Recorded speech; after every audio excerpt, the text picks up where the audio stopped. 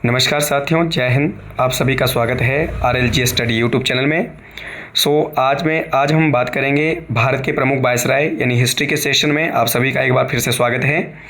तो भारत के वायसराय से संबंधित जो हम इस टॉपिक के अंदर चर्चा करेंगे और वायसराय को लेकर के हम जो है इसको अलग अलग पार्ट में डिवाइड करके स्टडी करेंगे।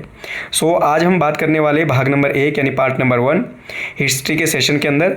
इससे पहले हमने बात किया था भारत के गवर्नर जनरल्स, और उससे पहले हमने जो बात किया था बंगाल के गवर्नर जनरल, और साथ में उससे पहले हमने बात किए थे बंगाल के गवर्नर्स। ठीक है, तो आज की जो है, अगर आप पिछले बंगाल के गवर्नर जनरल, बंगाल के गवर्नर और भारत के गवर्नर जनरल के बारे में डिटेल से जानना चाहते हैं तो आप हिस्ट्री के सेशन में जाके प्रीवियस वीडियो को एक बार जरूर देख लीजिएगा, और वहाँ पे इन सभी चीज़ों को लेकर के जो है आपको तमाम जो जानकारी है आपको अवेलेबल हो जाएगी। आज की वीडियो में हम बात करेंगे भारत के प्रमुख वायसराय के बारे में। तो ये जो टॉपिक रहेगा, वायसराय का जो टॉपिक रहेगा, पार्ट 1 के अंदर हम इसको पढ़ेंगे। ठीक है, तो अगर आपने चैनल को सब्सक्राइब नहीं किया है या लाइक नहीं किया है तो आप चैनल को सब्सक्राइब कर लीजिएगा, लाइक कर लीजिएगा और वीडियो को ज़्यादा से ज़्यादा शेयर जरूर कर लीजिएगा। तो चलिए दोस्तों, बढ़ते हैं आगे भारत के प्रमुख वायसराय के बारे में। तो दोस्तों, जैसा कि मैंने आपको पिछले वीडियो में बताया था कि जो बंगाल के गवर्नर था या फिर ईस्ट इंडिया कंपनी का गवर्नर जो आपका जो था वो कौन था और किस तरीके से वो गवर्नर जनरल जो है, गवर्नर जनरल का जो पद है वो भारत के अंदर आपका जो है सुसज्जित किया गया था। और इसी तरीके से बंगाल के गवर्नर जनरल के साथ साथ जो है आपका भारत का गवर्नर जनरल का पद जो है किस प्रकार से स्थापित किया गया था। और 1857 की क्रांति जब आपकी भारत के अंदर हुई थी लॉर्ड कैनिंग के टाइम पीरियड में, तो आपका 1857 की क्रांति के दौरान जो है आपका भारत में ईस्ट इंडिया कंपनी का शासन समाप्त हो जाता है। 1858 का जो अधिनियम था उस अधिनियम के तहत, और भारत में ब्रिटिश क्राउन का शासन शुरू हो जाता है। और इसी के चलते 1858 के अधिनियम के तहत जो है भारत में गवर्नर जनरल का पद जो है वो समाप्त किया जाता है और वायसराय का जो पद है वो सुसज्जित किया जाता है। तो इसी तरीके से भारत में वायसरायों की अगर बात करें तो भारत के जो वायसराय का जो पद है दोस्तों वो 1858 के एक्ट के तहत भारत के गवर्नर जनरल के पद को भारत का जो गवर्नर जनरल होता था दोस्तों उसको भारत का गवर्नर जनरल से वायसराय बनाया गया। तो ये आपने ध्यान रख लेना कि जो भारत का गवर्नर जनरल है उसी को ही भारत का अगला जो वायसराय है वो नियुक्त किया गया था 1858 के अधिनियम के तहत। ठीक है, क्योंकि 1857 की जो क्रांति हुई थी इसमें ईस्ट इंडिया कंपनी को काफ़ी ज़्यादा नुकसान हुआ था और भारत में ईस्ट इंडिया कंपनी को समाप्त किया गया था और ब्रिटिश क्राउन या ब्रिटिश ताज का जो शासन है वो भारत में शुरू हो गया था। ठीक है, जिसमें जो है वायसराय के नए पद को सुसज्जित किया गया था। अतः इसके अलावा अगर हम बात करें कि भारत के अंतिम जो गवर्नर जनरल थे दोस्तों वो थे लॉर्ड कैनिंग। ठीक है, लॉर्ड कैनिंग भारत में 1857 के समय जो है गवर्नर जनरल के पद पर थे, और यही वो लॉर्ड कैनिंग थे जो कि आपका 1858 के अधिनियम के तहत जो है, जिनको 1858 के अधिनियम के तहत जो है आपका जो है वायसराय बनाया गया था। ठीक है, गवर्नर जनरल के पद की अगर बात करें तो इसका जो गवर्नर जनरल का जो पद है वो आपका अलग अलग इसका टाइम पीरियड रहा है दोस्तों लॉर्ड कैनिंग का। ठीक है, 1858 के अधिनियम के एक्ट के तहत लॉर्ड कैनिंग को ही भारत का पहला वायसराय बनाया गया था। तो ये आपने बात ध्यान रख लेनी इसके बारे में। तो लॉर्ड कैनिंग के बारे में अगर बात करें तो 1858 से लेकर 1862 तक इसने वायसराय के पद पर जो है वो कार्य किया था दोस्तों। ठीक है, तो वायसराय के रूप में उसने क्या क्या कार्य किए थे हम इसके बारे में यहाँ पर देखेंगे, इसके टाइम पीरियड की महत्वपूर्ण घटनाएं। सबसे पहले 1858 में मेकाले द्वारा सुनिश्चित की गई दंड संहिता को इसने कानून बनाया। जो आपका दंड संहिता है दोस्तों IPC जो है, ठीक है, इंडियन पैनल कोड, उसको मेकाले की सिफारिश के तहत जो है आपका इसके तहत जो है भारत में कानून व्यवस्था को लागू किया गया था। और 1859 में इसने आपका जो है अपराध विधान संहिता को, ठीक है, जो आपका क्रिमिनल जो आपका पैनल कोड है, आपका जो है क्रिमिनल पैनल कोड CRPC भी बोल सकते हैं आपको, CRPC क्रिमिनल पैनल कोड, इसको जो है आपका लागू किया था। और लेफ्स के सिद्धांत को जो है इसने क्या है आपका वो समाप्त कर दिया था। जो लेफ्स की थ्योरी थी या लेफ्स का जो सिद्धांत था जो लॉर्ड डलहौजी ने 1848 में लागू किया था, लेफ्स के सिद्धांत के तहत ब्रिटिश साम्राज्य की सीमा को वृद्धि करना या ब्रिटिश साम्राज्य में जो है भारतीय रियासतों को विलय करने के संदर्भ में ये लेफ्स का सिद्धांत लॉर्ड डलहौजी के द्वारा 1848 में लागू किया गया था, जो कि लेफ्स का सिद्धांत जो है वो भारत के पहले वायसराय लॉर्ड कैनिंग के द्वारा जो समाप्त किया गया था। ठीक है, 1861 की अगर हम बात करें तो लॉर्ड कैनिंग के समय में इंडियन काउंसिल एक्ट को पारित किया गया था। इंडियन काउंसिल जो एक्ट है, जिसे पोर्टफोलियो प्रणाली भी कहा जाता है। क्या कहते हैं दोस्तों? पोर्टफोलियो प्रणाली भी जिसे कहा जाता है। तो 1861 में जो है वो आपका पारित किया गया था। तो ये भी लॉर्ड कैनिंग के टाइम पीरियड की ही महत्वपूर्ण घटना थी। तो ये हमने बात करी लॉर्ड कैनिंग के टाइम पीरियड की महत्वपूर्ण घटनाएं, जिसमें कि हमने देखा कि भारत का पहला वायसराय कौन था? लॉर्ड कैनिंग था। और इससे पहले गवर्नर, वायसराय बनने से पहले वो भारत का अंतिम गवर्नर जनरल था। जो 1857 की क्रांति के बाद जो 1858 का अधिनियम बना, उस अधिनियम के तहत जिसे जो है भारत का जो है वायसराय के पद पर जो है आपका सुसज्जित किया गया था। ठीक है, इसके अलावा इसके बारे में हमने और भी महत्वपूर्ण और भी महत्वपूर्ण घटनाएं इसके संदर्भ में बात करी। इसके बाद लॉर्ड कैनिंग के बाद जो अगला जो वायसराय आता है भारत का, वो आता है लॉर्ड एल्गिन। कौन आता है दोस्तों? लॉर्ड एल्गिन जो है अगला वायसराय आता है 1862 से लेकर 1863 तक। ठीक है, अब इसके टाइम पीरियड में होने वाली महत्वपूर्ण घटनाएं दोस्तों कौन सी थी? सबसे पहले 1862 में बहावी आंदोलन का इसने दमन किया था। ठीक है, तो कईयों बार ये पेपर एग्जाम के अंदर प्रश्न पूछा जाता है कि भारत में बहावी आंदोलन जो है वो कब हुआ था? तो कब हुआ था दोस्तों? 1862 के समय में ये हुआ था। और 1862 में ही लॉर्ड एल्गिन के द्वारा जो है इसको आपका जो है दमन कर दिया गया था। ठीक है, असफल करने का पूर्ण रूप से प्रयास किया गया था। ठीक है, और ये एकमात्र ऐसा वायसराय था दोस्तों जो 1863 में जिसकी मृत्यु हिमाचल प्रदेश के धर्मशाला में हुई थी। ठीक है, तो कौन सा ऐसा वायसराय था भारत का? एकमात्र ऐसा वायसराय जिसकी मृत्यु हिमाचल प्रदेश के धर्मशाला के अंदर हुई। और आज भी जो उसका जो मकबरा तो नहीं बोल सकते, परंतु आपका जो उसकी समाधि है वो कहाँ पर है दोस्तों? धर्मशाला के अंदर है, हिमाचल प्रदेश के जिला कांगड़ा के धर्मशाला के अंदर। तो लॉर्ड एल्गिन जो था उसको जो है यहीं पर आपका दफनाया गया था। ठीक है, तो ये भी आपने बात ध्यान रख लेना है। इसके बाद जो लॉर्ड एल्गिन के बाद जो अगला वायसराय बनकर आता है दोस्तों, सर जॉन लॉरेंस। कौन आता है? सर जॉन लॉरेंस जो है ये आपका जो है अन्य वायसराय के रूप में आते हैं। और इनका जो टाइम पीरियड था 1863 से लेकर 1869 तक जो है इनका आपका टाइम पीरियड रहा। ठीक है, 1869। अब इनके टाइम पीरियड की महत्वपूर्ण घटनाओं में से अगर हम बात करें, चर्चा करें इनकी महत्वपूर्ण घटनाओं के संबंध में, तो इन्होंने अफगानिस्तान के संबंध में अहस्तक्षेप की नीति को अपनाया था। ठीक है, जिसे कि अहस्तक्षेप की इनके द्वारा अपनाई गई अहस्तक्षेप की नीति को शानदार निष्क्रियता की नीति के नाम से भी जाना जाता है। तो ये भी आपने ध्यान रख लेना कि शानदार निष्क्रियता की नीति को अपनाने वाला वायसराय कौन था? तो वो था सर जॉन लॉरेंस। ठीक है, जिसे कि अहस्तक्षेप की नीति के नाम से भी जाना जाता है। इसके अलावा इसके बाद जो इसकी महत्वपूर्ण घटना थी इसके टाइम पीरियड में, इसने सर जॉर्ज कैंपबेल के नेतृत्व में अकाल आयोग का गठन किया था दोस्तों, क्योंकि उस समय में लगातार भारत में अकाल पड़ रहे थे। ठीक है, क्योंकि उत्पादन की जो मात्रा है वो कम हो रही थी। कच्चा माल की जो है डिमांड वो बढ़ती गई, उत्पादन कम हो रहा था। इसी कारण से कीमतें लगातार बढ़ती गई। ठीक है, और क्योंकि इस समय जो है ब्रिटिश ईस्ट इंडिया कंपनी के द्वारा या फिर ब्रिटिश सरकार के द्वारा जो है भारतीय कृषि की ओर जो है महत्वपूर्ण ध्यान नहीं दिया गया दोस्तों। उनको ज़बरदस्ती नील, अफीम, कपास इस प्रकार की जो है आपकी नकदी फसलें उगाने के लिए जो है क्या है आपका जो है उत्साहित और प्रोत्साहित किया गया था। और इसी कारण से अन्य जो आपकी जो खाद्यान्न फसलें उनकी तरफ किसानों ने ज़्यादा ध्यान नहीं दिया, और इसी कारण से लगातार अकाल पर अकाल जो है पड़ते गए भारत में। और इस प्रकार की स्थिति से निपटने के लिए अकाल आयोग का गठन जो है आपका सर जॉन लॉरेंस के द्वारा किया गया था। इसके अलावा अन्य घटना की अगर बात करें तो 1865 में इसने भारत और यूरोप के बीच में टेलीग्राफ सेवा यानी तार सेवा की शुरुआत की थी। ठीक है, तो ध्यान रखना दोस्तों, भारत में पहली बार जो है टेलीग्राफ सेवा वो किसने स्थापित की थी? लॉर्ड डलहौजी के द्वारा 1854 में, 1854 में।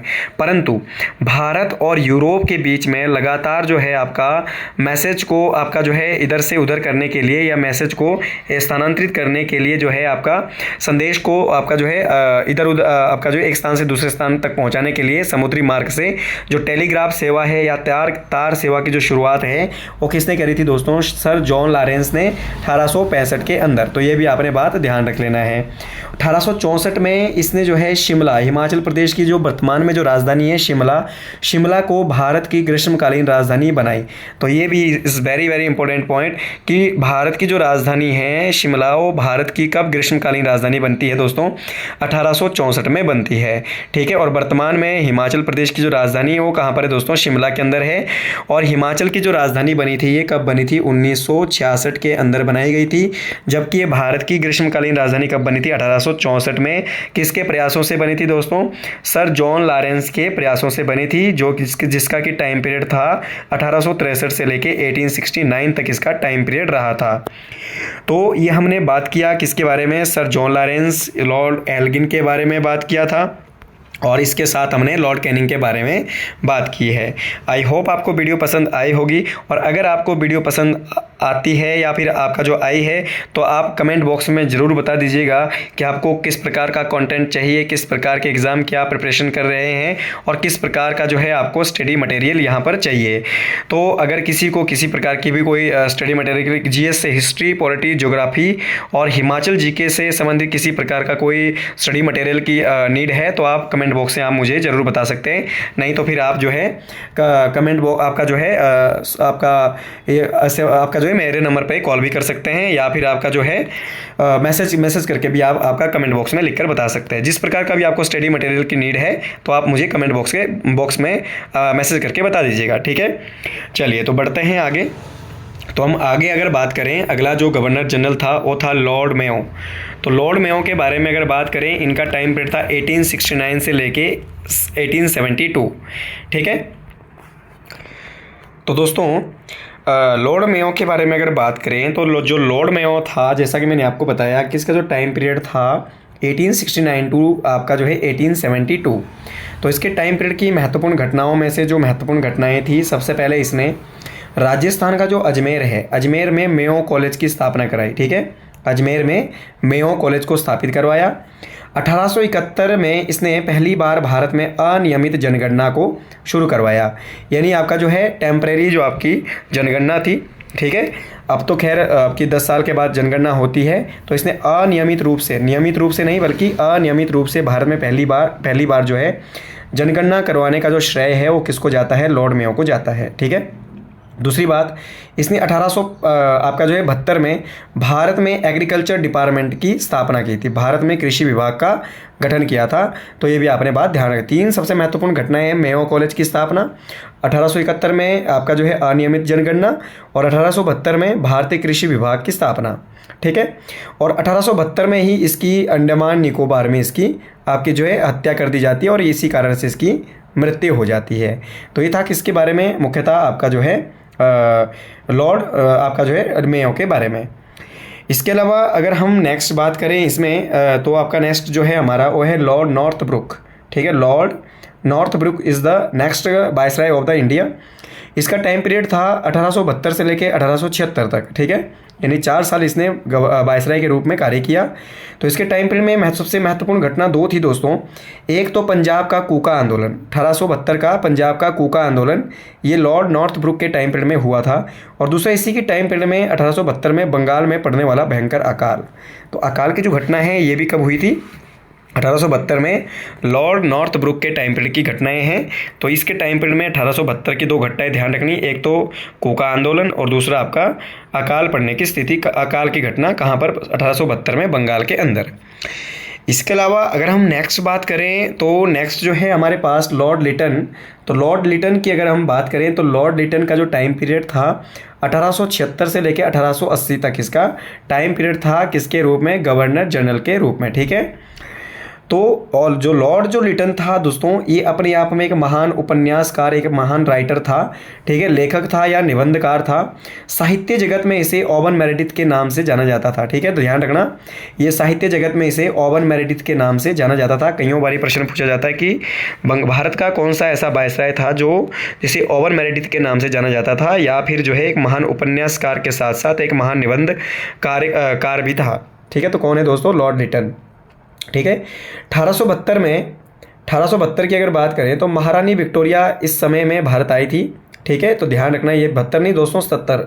ठीक है, 1877 में महारानी विक्टोरिया पहली बार भारत आई थी। ठीक है, ये इसी के टाइम पीरियड की घटना है दोस्तों। तो महारानी जो विक्टोरिया थी, इंग्लैंड की महारानी, इसके स्वागत के लिए पहली बार दिल्ली में दिल्ली दरबार लगाया गया था। तो टोटल जो आपका दिल्ली दरबार लगा था वो टोटल 3 बार लगा था, ठीक है। तो ध्यान रखना, पहली बार 1870, दूसरी बार लगा था दोस्तों 1903, ठीक है, और चौथी बार लगा था तीसरी बार लगा था 1911। तो केवल टोटल जो दिल्ली दरबार लगाया गया था वो टोटल 3 बार लगाया गया था, जिसमें पहली बार की हम बात कर रहे हैं 1870, ठीक है।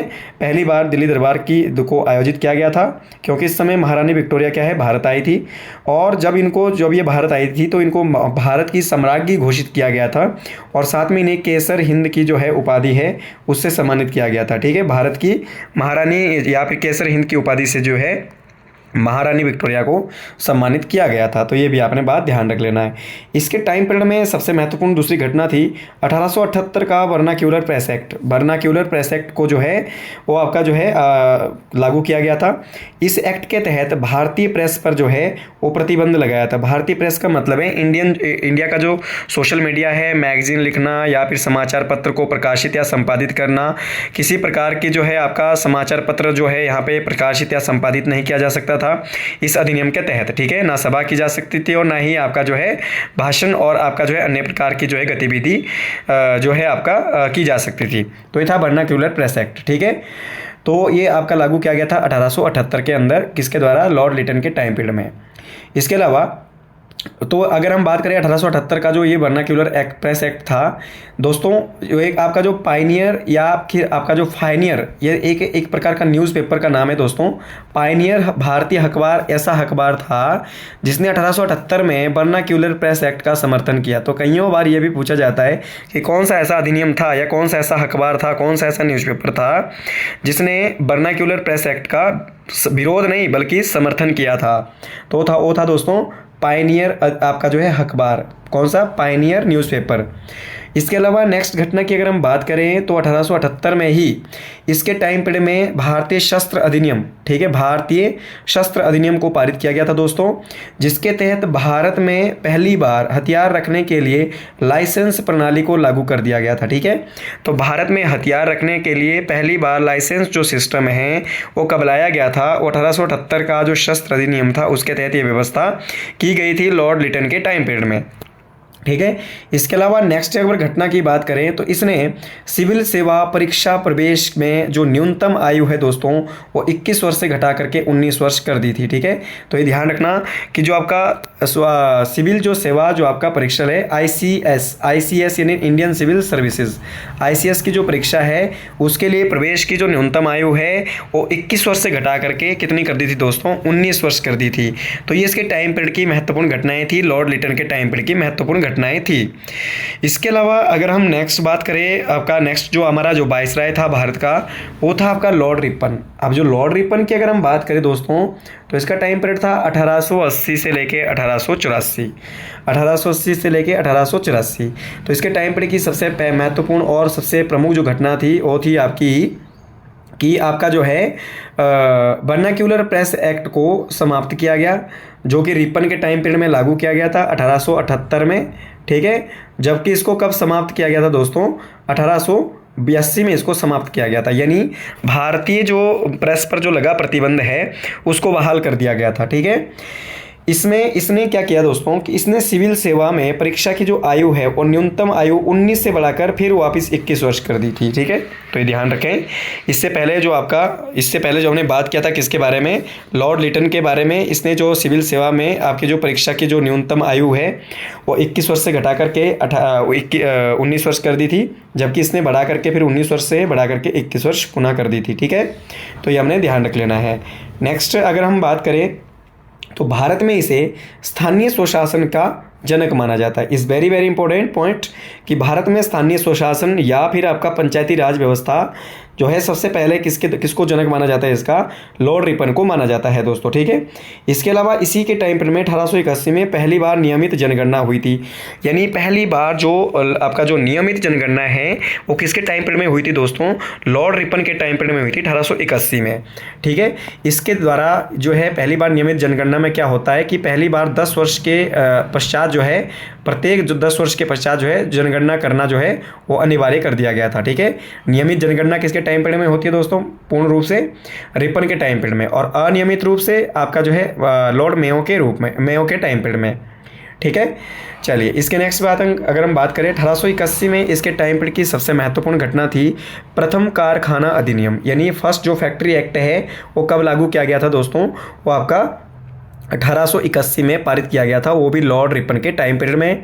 और 1883 में इसके टाइम पीरियड में इल्बर्ट बिल को पारित किया गया था। इल्बर्ट बिल आपने ध्यान रख लेना है कि आपका इसमें उच्च न्यायालय में अब जो है अब जो ध्यान रखना जरूरी, जो इल्बर्ट बिल जो था दोस्तों, ये जो है आपका ये ऐसा एक बिल था जो आपका न्यायपालिका से संबंधित था। ठीक है, इसमें उच्च न्यायालय में अब अपना जो फैसला है सुनाया जा सकता था, यानी जो हाई कोर्ट है पहले तो आपका अंग्रेजी जो ब्रिटिश का एक ही हाई कोर्ट होता था। ठीक है, सुप्रीम, जिसको सुप्रीम कोर्ट कहा जा सकता था। अब पहले क्या है, वहीं पर जो है दोस्तों सुनवाई की जाती थी। अब इसके तहत जो है कईयों सारे हाई कोर्ट की स्थापना की गई थी। तो इल्बर्ट बिल के द्वारा जो है आपका भारतीय जज भी अब जो है अब जो है जितने भी भारत के वकील थे वो सारे के सारे जो लॉयर थे दोस्तों, वो भी ब्रिटिश का मुकदमा भी अब वो लड़ने के अधिकारी थे। पहले वो भारतीयों के मुकदमे लड़ने के लिए या ब्रिटिश के मुकदमे लड़ने के लिए अलग अलग जो लॉयर्स होते थे। अब जो कोई भी वकील जो है ब्रिटिश हो चाहे फिर आपका इंडियन हो, दोनों के मुकदमे को ले सकता था इस इल्बर्ट बिल के तहत 1883 के तहत। ठीक है, तो ये हमने ध्यान रख लेना है। नेक्स्ट जो है अगर हम बात करें तो भारतीय, ध्यान रखना, तो जो आपका लॉर्ड रिपन है इसे नाइटिंगेल के द्वारा, ठीक है, जो आपका नाइटिंगेल के द्वारा लॉर्ड रिपन को भारत का सुधारक जो की संज्ञा दी गई है दोस्तों। ठीक है, भारतीय सुधारक, किसने कहा इसको भारत का सुधारक? फ्लोरेंस नाइटिंगेल के द्वारा। ठीक है, फ्लोरेंस नाइटिंगेल के द्वारा इसे जो है भारतीय सुधारक की संज्ञा दी गई है। तो ये हमने बात करी किया अक्सर मुख्यतः आपके जो है लॉर्ड रिपन के बारे में। तो ये जो दोस्तों टॉपिक है, बंगाल के गवर्नर हो गए, बंगाल के फिर जनरल हो गए, और फिर उसके बाद जो है बंगाल के गवर्नर हो गए, बंगाल के गवर्नर जनरल हो गए। ठीक है, और इसी तरीके से आपका भारत के गवर्नर जनरल हो गए, भारत के वाइसराय हो गया। तो इसमें ऑल मैक्सिमम आपकी मैक्सिमम जो हिस्ट्री के जो इंपॉर्टेंट फैक्ट्स है वो सारे इसके अंदर कंक्लूड हो जाते हैं दोस्तों। इसीलिए ये जो टॉपिक है, ये तीनों के तीनों जो पार्ट है दोस्तों, तीनों की तीनों जो वीडियोस है काफ़ी ज़्यादा वेरी वेरी वेरी इंपॉर्टेंट जो है होने वाली है, क्योंकि हिस्ट्री के सेक्शन से यहाँ से बहुत ज़्यादा अलग अलग एग्जाम में क्वेश्चन आपके देखने को मिलते हैं।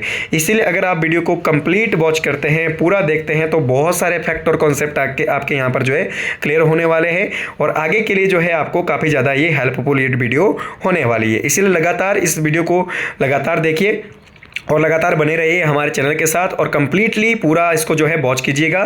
ठीक है, ताकि आने वाले एग्जाम में आपके लिए काफ़ी ज़्यादा हेल्पफुल और सहायक जो है आपका बन सके, सहायता का साधन बन सके दोस्तों। चलिए आगे अगर हम बात करें नेक्स्ट, तो नेक्स्ट जो हमारे पास जो आपका वायसराय था भारत का, वो था लॉर्ड डफरिन। कौन था दोस्तों? Lord Dufferin. तो लॉर्ड डफरिन का टाइम पीरियड था 1884 से लेकर 1888, 1884 से लेकर 1888 तक जो आपका टाइम पीरियड था, किसका था? लॉर्ड डफरिन का टाइम पीरियड था। तो लॉर्ड डफरिन के बारे में बात करें तो थर्ड एंग्लो बर्मा युद्ध जो है वो इसी के टाइम पीरियड में होने वाली महत्वपूर्ण घटना थी, जो 1885 से लेके आपका जो है 1885 के अंदर जो है आपका लगभग 1886 तक आपका चला था। ठीक है, तो ध्यान रख लेना, ये भी 85-86 में ये आपका जो है युद्ध चला था। थर्ड एंग्लो आपका जो है बर्मा युद्ध 85 से लेके 86 तक, तो ये भी आपने बात ध्यान रख लेना है। इसके अलावा दूसरी बात आपने ध्यान रखना है इसके टाइम पीरियड की सबसे महत्वपूर्ण घटना, और is very very important point, कि इसी के टाइम पीरियड में 28 दिसंबर 1885 को इंडियन नेशनल कांग्रेस यानी भारतीय राष्ट्रीय कांग्रेस की स्थापना ए.ओ. ह्यूम के द्वारा इसी के समय में की गई थी। यानी जो भारतीय राष्ट्रीय कांग्रेस है सबसे पुराना राष्ट्रीय राजनीतिक दल है दोस्तों भारत का, जिसकी स्थापना 28 दिसंबर 1885 को हुई थी, ए.ओ. ह्यूम के द्वारा की गई थी।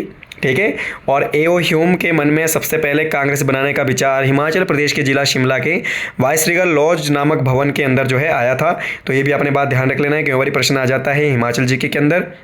और दूसरी बात, जो इंडियन नेशनल कांग्रेस है उसके जो पहले अध्यक्ष थे WC बनर्जी, व्योमेश चंद्र बनर्जी इसके पहले अध्यक्ष बनते हैं, ठीक है। और इसी तरीके से जो है इसका पहला अधिवेशन आपका बम्बई में होता है, जबकि होना कहाँ था, पूना में हैजा फैलने के कारण इसका पहला अधिवेशन होता है कहाँ पर, बम्बई में। और पहली भारतीय महिला इसकी जो है अध्यक्ष थी वो थी सरोजनी नायडू, जबकि पहली महिला अध्यक्ष इसकी श्रीमती एनी बेसेंट थी। सुभाष चंद्र बोस ने 1938 में हरिपुरा अधिवेशन में अध्यक्षता करी थी दोस्तों, और इसकी जो अध्यक्षता है कांग्रेस की अध्यक्षता महात्मा गांधी ने केवल एक बार की थी 1924 में बेलग्राम अधिवेशन की। और इसी के चलते पहले मुस्लिम जो अध्यक्ष थे इसके बदरुद्दीन तैयब जी थे, और पहले जो अंग्रेज अध्यक्ष थे कांग्रेस के वो थे आपका जॉर्ज यूरले, ठीक है। तो ये हमने कांग्रेस के बारे में ध्यान रख लेना। कांग्रेस पार्टी की स्थापना के समय भारत के वायसराय कौन थे, तो कई बार पूछा जाता है लॉर्ड डफरिन, ठीक है, तो ध्यान रखें लॉर्ड डफरिन। इसी के चलते नेक्स्ट लॉर्ड लैंसडाउन की अगर बात करें तो लॉर्ड जो लैंसडाउन है 1888 से लेकर 1894 तक इनका टाइम पीरियड था। इनके टाइम पीरियड में दूसरा कारखाना अधिनियम लागू किया गया था 1891 में, जबकि पहला कब किया गया था 1881 में। पहला कारखाना अधिनियम 1881 में और दूसरा कारखाना अधिनियम 1800 आपका जो है 91 में, ठीक है, तो ध्यान रखें ये भी। इस अधिनियम के तहत महिलाओं को या फिर अन्य महिलाओं को खासकर बात की गई है इसमें, और साथ में सभी व्यक्तियों को ज़्यादा से ज़्यादा 11 घंटे से ऊपर काम करने पर प्रतिबंध लगाया गया। और एक दिन की छुट्टी का प्रावधान भी इसी समय किया गया था, इसी अधिनियम के तहत किया गया था कि हफ्ते में एक दिन जो है छुट्टी का प्रावधान किया जाना चाहिए, ठीक है। आज जो है अधिकतम, आज की अगर हम बात करें, आज जो है हम अगर कार्य की बात करें दोस्तों, तो मजदूरी की बात करें तो अधिकतम 8 घंटे तक ही कार्य करवाया जा सकता है, ठीक है।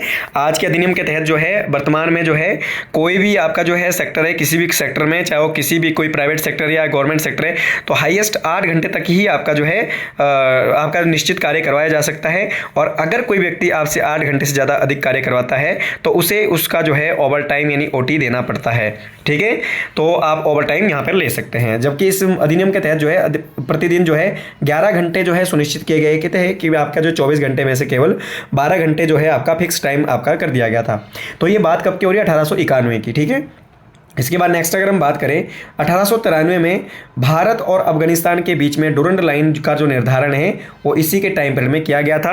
यानी भारत का दूसरी बार जो विभाजन हुआ था दोस्तों 1893 में, जब भारत से अफगानिस्तान को अलग कर दिया गया था और भारत और अफगानिस्तान के बीच में डुरंड रेखा का निर्धारण किया गया था। क्योंकि वर्तमान में तो डुरंड रेखा किसके बीच में, पाकिस्तान और अफगानिस्तान के बीच में, ठीक है, परंतु उस समय पाकिस्तान नहीं था, उस समय भारत और अफगानिस्तान के बीच में इस रेखा निर्धारित की गई थी। तो ये भी आपने बात ध्यान रख लेना, ये लॉर्ड डफरिन के टाइम पीरियड की महत्वपूर्ण घटनाएं हैं। इसके बाद लॉर्ड एल्गिन सेकंड की अगर बात करें तो 1894 से 1899 तक इनका टाइम पीरियड रहता है, ठीक है। तो इसकी महत्वपूर्ण घटनाओं की अगर हम बात करें दोस्तों, तो इसके अनुसार इसने एक डेफिनेशन दिया था, एक आपका कोटेशन दिया था दोस्तों। इसने कहा था कि भारत को जो है तो तलवार के बल पर ही विजित किया गया है और तलवार के बल पर ही इसकी सुरक्षा की जा सकती है। ये कोटेशन किसकी थी दोस्तों, ये कोटेशन थी किसकी, लॉर्ड एल्गिन सेकंड की, कि भारत को तलवार के बल पर ही जीता गया है और तलवार के बल पर ही इसकी सुरक्षा की जा सकती है। तो ये कोटेशन किसकी थी, ये आपका लॉर्ड एल्गिन द्वितीय की थी। और दूसरा महत्वपूर्ण कार्य इसके टाइम पीरियड में हुआ था 1895 से 1898 के बीच में। इसके समय में भी मध्य भारत में भयंकर अकाल पड़ने की जो है घटना हुई थी। तो ये हमने मुख्यतः बात करी है किसके बारे में, लॉर्ड एल्गिन सेकंड के बारे में, जबकि लॉर्ड एल्गिन फर्स्ट जो था उसकी मृत्यु 1863 में धर्मशाला के अंदर हुई थी। तो ये हम इसके बारे में प्रीवियस जो है बात कर सकते, एक लॉर्ड एल्गिन फर्स्ट था एंड एक था लॉर्ड एल्गिन द्वितीय। तो ये हम बात कर चुके हैं लगभग 1899 तक की घटनाओं की। इसके अलावा अगर हम नेक्स्ट बात करें दोस्तों तो 1899 से लेके 1905 यानी 1900 की सीरीज में अगर हम पहुंचने की बात करें तो लॉर्ड कर्जन जो है उसके बारे में अगर हम बात करें तो लॉर्ड कर्जन जो था वो एक अन्य वायसराय बनकर भारत आता है, कब, 1899 से लेकर 1905 तक, ठीक है। भारत का अगला वायसराय बनकर आता है लॉर्ड एल्गिन द्वितीय के बाद, ठीक है। तो इनके कार्यकाल की अगर हम बात करें तो इनके कार्यकाल के दौरान विक्टोरिया मेमोरियल की स्थापना हुई थी, ठीक है। विक्टोरिया जो आपका मेमोरियल है कलकत्ता के अंदर, उसको स्थापित किया गया था। दूसरा 1901 में सिंचाई आयोग का गठन इसके शासनकाल में किया गया था दोस्तों। और 1902 में एंड्रयू फ्रेजर की अध्यक्षता में इसने पुलिस आयोग का गठन किया। इज़ वेरी वेरी इंपॉर्टेंट, ठीक है। 1902 में आपका जो है एंड्रयू फ्रेजर है दोस्तों, ये फ्रेजर, ठीक है। फ्रेजर के आपके जो नेतृत्व में एंड्रयू जो फ्रेजर है उसके नेतृत्व में पुलिस आयोग का गठन किया था, पुलिस विभाग की स्थापना भी बोल सकते हैं। और इसी के समय में सर थॉमस रेले की अध्यक्षता में इसने थॉमस रेले को अध्यक्ष बना करके एक नया आपका जो है आयोग बनाया जिसे कहते हैं रेले आयोग। कब की बात है? 1902 की। तो ध्यान रखना 1902 में दो घटनाएं होती है, एक तो पुलिस आयोग और दूसरा रेले आयोग। रेले आयोग का संबंध था दोस्तों एजुकेशन रिफॉर्म्स से। किससे था? एजुकेशन रिफॉर्म्स से। तो ये भी आपने बात ध्यान रख लेना है, शिक्षा सुधार से संबंधित था कौन? रेले आयोग, ठीक है। तो ये भी आप बात ध्यान रखें। और इसके अलावा अगर हम बात करें इसके अलावा तो इसने सैन्य प्रशिक्षण के लिए यूरोपीय अपनी सेना को प्रशिक्षण देने के लिए क्वेटा कॉलेज की स्थापना की थी। तो क्वेटा जो कॉलेज है दोस्तों उसमें क्या किया जाता था? सैन्य प्रशिक्षण वहाँ पर दिया जाता था, सेना को प्रशिक्षण दिया जाता था यूरोपीय ढंग से। 1904 में इसके टाइम पीरियड में विश्वविद्यालय आयोग का गठन किया गया था। First university act is very very important कि पहला विश्वविद्यालय आयोग कब लागू किया गया था? सन 1904 में, लॉर्ड कर्जन के टाइम पीरियड में। एंड 1904 में ही भारतीय पुरातात्विक विभाग की स्थापना इसके टाइम पीरियड में ही की गई थी। आपका जो है भारतीय पुरातात्विक विभाग और साथ में विश्वविद्यालय आयोग, रेले आयोग, पुलिस आयोग, ठीक है, और विक्टोरिया मेमोरियल और सिंचाई आयोग, ये सारी की सारी घटनाएं लॉर्ड कर्जन के टाइम पीरियड की घटनाएं हैं। और 1905 में सबसे महत्वपूर्ण जो घटना है बंगाल विभाजन। 1905 में इसने धार्मिक और सांप्रदायिकता के आधार पर बंगाल विभाजन की घोषणा की थी दोस्तों। और इसी बंगाल विभाजन के विरोध में सन 1905-06 के दौरान बंगाल में जो है आपका कौन सा आंदोलन होता है? स्वदेशी एवं बहिष्कार आंदोलन। ध्यान रखें, स्वदेशी और बहिष्कार आंदोलन होता है जिसका नेतृत्व किसने किया था? सुरेंद्रनाथ बनर्जी ने।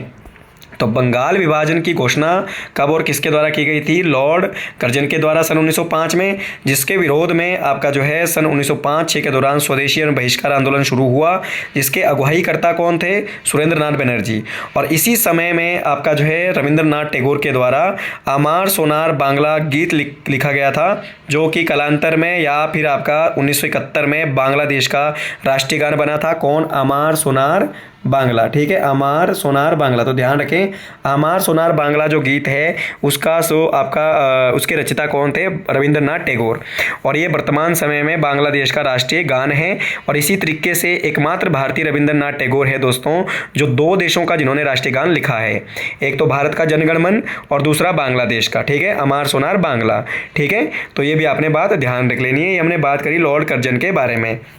तो दोस्तों अगर आपको वीडियो पसंद आए है तो आप वीडियो को लाइक कर लीजिएगा, चैनल को सब्सक्राइब कर लीजिएगा, चैनल को सब्सक्राइब जरूर कर लीजिएगा, क्योंकि कुछ दिनों के बाद हम जो है सारे के सारे जो आपके जितने भी सेशन है हिस्ट्री, पॉलिटिकल, ज्योग्राफी, डेली के डेली जो है कंटिन्यू आपके जो है लाइव क्लासे आपका शुरू करने वाले हैं, ठीक है। और ज़्यादा से ज़्यादा जब तक हमारे पास ज़्यादा से ज़्यादा लोग जुड़ेंगे तभी आपका जो है हम लाइव क्लास शुरू करेंगे। अदरवाइज जो है आपका यहाँ पर इस तरीके से जो है काम नहीं चलने वाला, क्योंकि जितने ज़्यादा लोग जुड़ेंगे उतना ज़्यादा आपका जो है उसी तरीके से हम जो है आपका लाइव क्लासेस स्टार्टिंग करेंगे। तो लाइव क्लासों से दिक्कत ये है कि हम इसको सुबह 9 बजे से लेके आपका जो है शाम तक जो है आपका इसमें एक के बाद लगातार टाइमिंग टू टाइमिंग जो है क्लासेस शुरू करेंगे।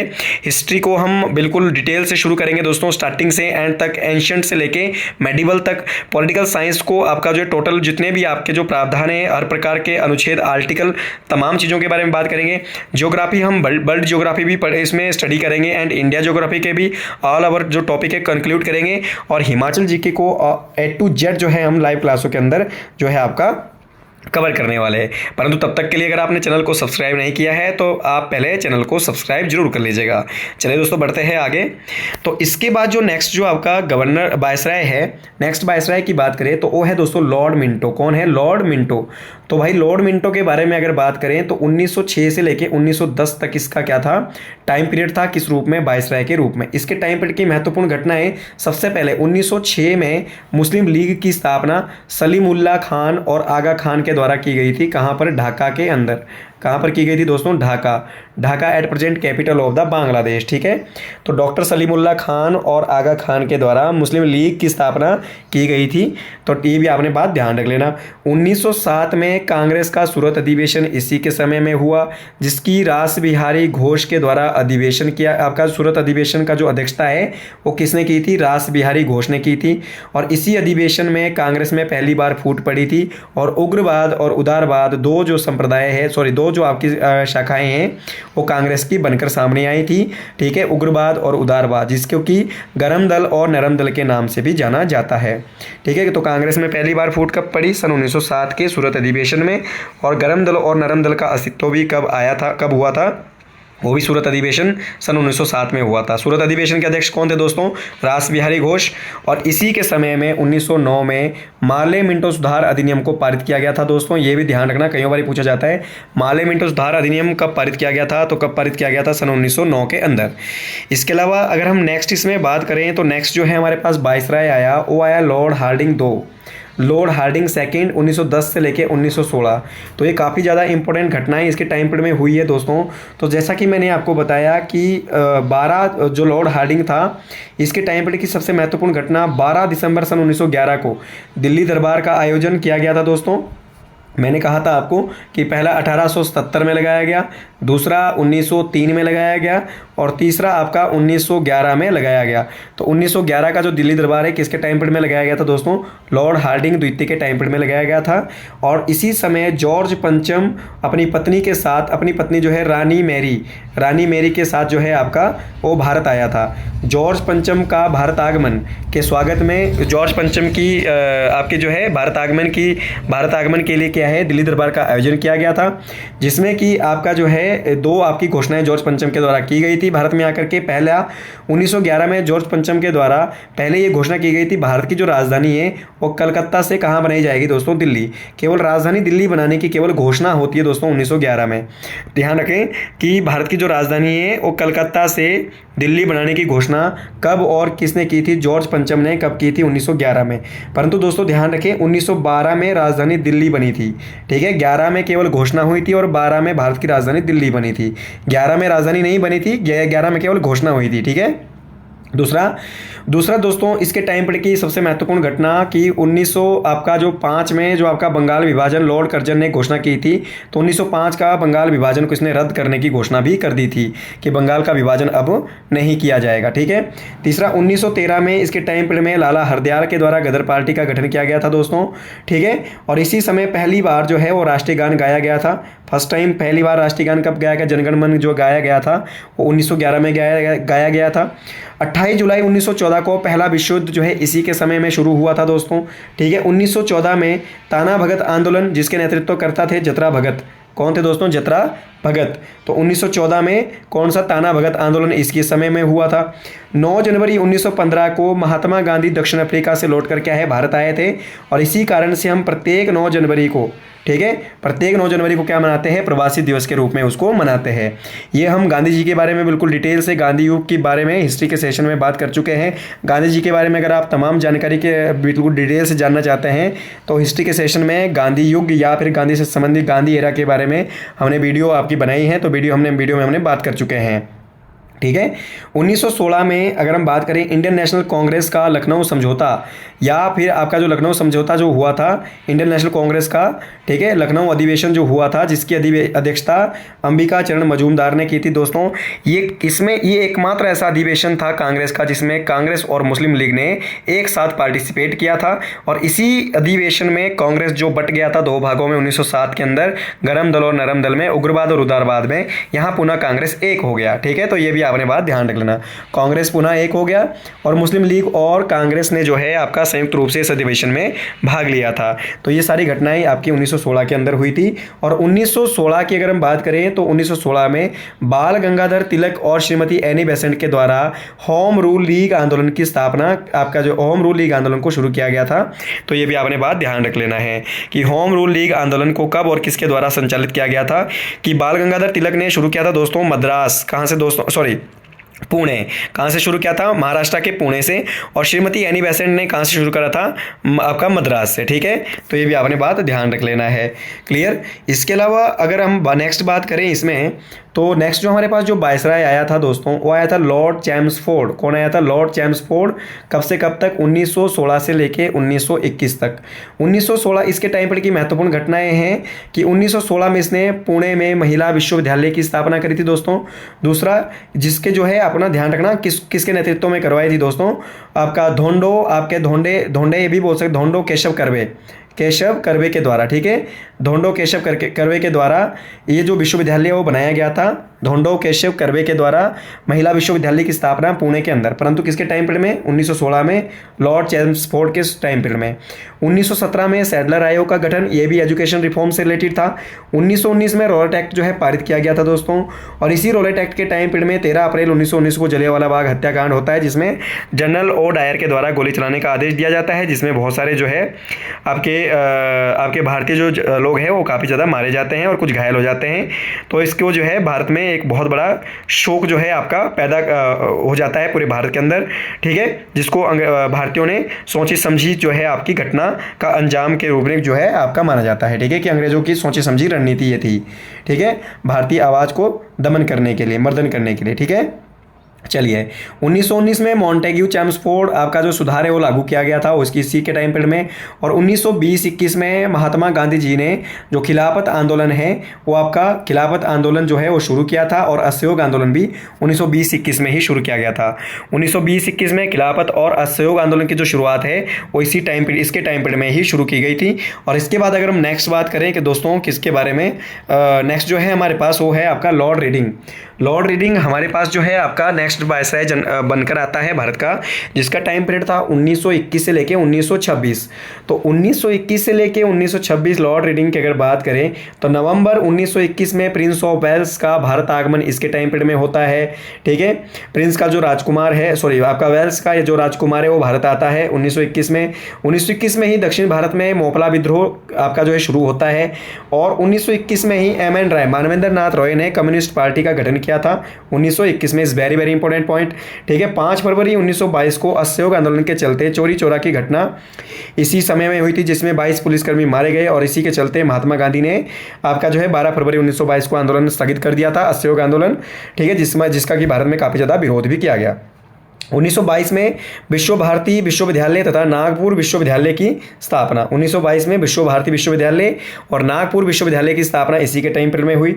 1923 में प्रशासनिक सेवाओं का भारत और इंग्लैंड में एक साथ आयोजन, जो आपका जो है आपका जो है ICS की जो परीक्षा थी, इंडियन सिविल सर्विसेज ICS की जो परीक्षा थी वो पहले इंग्लैंड में केवल होती थी। अब इसको जो है भारत में भी पहली बार आपका जो है शुरू किया गया था। और भारत में पहली बार सिविल सेवा की परीक्षा जो है कहां पर कराई गई दोस्तों? आपका जो है इलाहाबाद में। और इंडिया के पहले ICS जो बने और सत्येंद्र नाथ टैगोर बने थे। ठीक है, कौन बने थे? S टैगोर बने थे, सत्येंद्र नाथ टैगोर। और इसी घटना इसी टाइम पीरियड में लॉर्ड रीडिंग के टाइम पीरियड में 1925 में महत्वपूर्ण घटना हुई थी, काकोरी रेल कांड। कौन सी घटना दोस्तों? काकोरी रेल कांड की घटना हुई थी, जिसको अंजाम दिया था हिंदुस्तान सोशलिस्ट रिपब्लिकन एसोसिएशन के द्वारा, जिसमें चंद्रशेखर आजाद, दूसरा आपका जो है राजगुरु बटुकेश्वर दत्त और आपका जो है राम प्रसाद बिस्मिल जैसे आपके जो क्रांतिकारियों का आपका जो है आपका सहयोग था। और इसी काकोरी कांड के लिए आपके कुछ लोगों को फांसी भी दी गई थी दोस्तों, जैसे कि आपका अशफाक उल्ला था, राजेंद्र लाहिरी था और राम प्रसाद बिस्मिल थे। तो इनको इस कांड के लिए जो है फांसी दी गई थी। काकोरी रेल कांड सन 1925 में हुआ था दोस्तों। ठीक है, जिसमें हिंदुस्तान रिपब्लिकन एसोसिएशन के द्वारा ये घटना को अंजाम दिया गया था। तो ये आज हमने बात की है लगभग 1926 तक लॉर्ड रीडिंग तक। जल्दी ही आगे बात करेंगे 1926 के बाद जो अगले जो आपके भारत के वायसराय बने। ठीक है, 1926 से लेके आपका जो है 1947 तक जो है लॉर्ड माउंटबेटन तक हम इसमें जो है बात करेंगे, स्टडी करेंगे। जैसे जिस तरीके से हमने बंगाल के गवर्नर पढ़े, फिर बंगाल के गवर्नर जनरल पढ़े, फिर उस तरीके से भारत के गवर्नर जनरल पढ़े। और अभी हम बात कर रहे हैं वायसराय के बारे में। और वायसराय को हमने आपका जो है बात की आज वायसराय पार्ट नंबर 1 में। सेकेंडली जो पार्ट इसका हम पढ़ेंगे वो 1926 से आगे की जो जितने भी घटनाएं थी दोस्तों वो हम पार्ट नंबर 2 में आगे बात करने वाले हैं। आई होप आपको वीडियो पसंद आई होगी, और अगर आपको वीडियो पसंद आई है तो चैनल को जरूर सब्सक्राइब कर लीजिएगा। और वीडियो देखने के लिए आप सभी का बहुत बहुत धन्यवाद। इसी के साथ जय हिंद, जय भारत, जय हिमाचल।